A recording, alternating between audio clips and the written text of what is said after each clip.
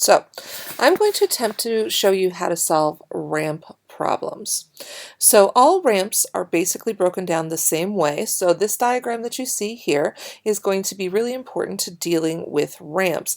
The only exception is that sometimes in some ramp problems we also have a push or a pull or a rope involved. But let's just assume for right now we just have an object moving down a ramp. Doesn't really matter what the object is, so we're just going to represent it with a box. And it doesn't really matter what the ramp is, so we're just going to represent that with this triangle. Let's break this down so that we can better understand it. So to begin with, the object has weight. Weight is mass times acceleration due to gravity, so we would express that as W equals mg, and that is the length of this red arrow that I'm showing you here.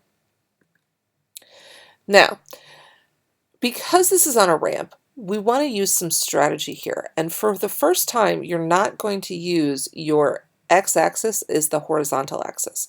Instead, what we're going to do is we're going to say that the surface of the ramp is actually our x-axis. So if you think about it that way, where W was hanging is actually at an angle with the x-axis. And anytime we have forces at an angle, we want to break them down into their components so that we're dealing with forces along our axis. It's just going to make it easier to do the math.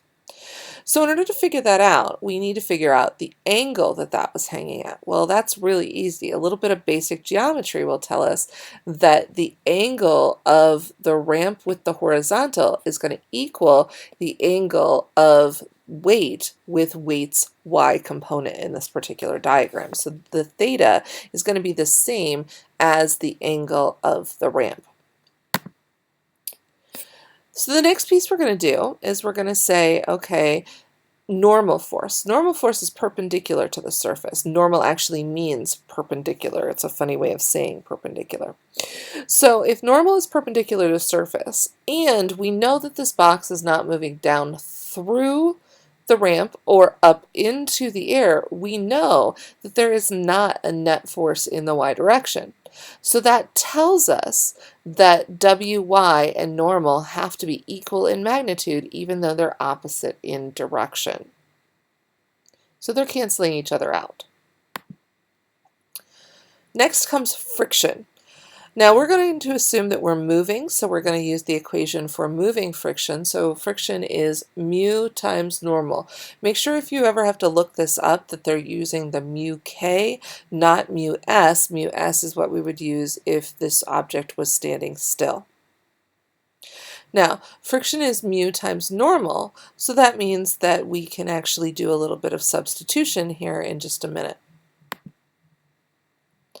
Now the motion that's happening is along our x-axis. So unlike with Wy and normal force, Wx and frictional force don't cancel out. We know that this is where our net force comes from. So let's take this and put it together. We know our net force comes from Wx and friction in the opposite direction. Friction is mu n. N is negative mg cosine theta. So friction is mu times negative mg cosine theta. So now we've substituted that in.